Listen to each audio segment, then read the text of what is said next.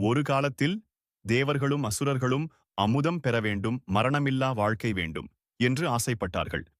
ஆனால் அமுதம் கிடைக்க வேண்டுமென்றால் பார்க்கடலை கடைய வேண்டும்.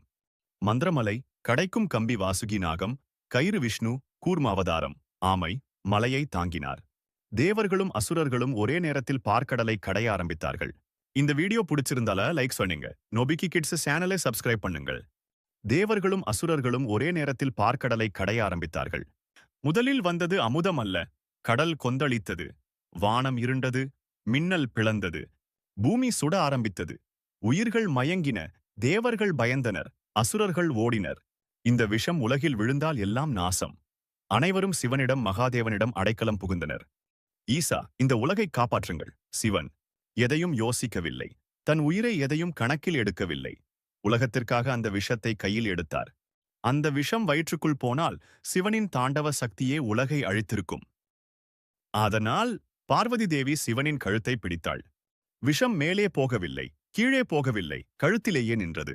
அந்த இடம் நீல நிறமாக மாறியது. அதனால் சிவன் ஆனார் நீலகண்டன்.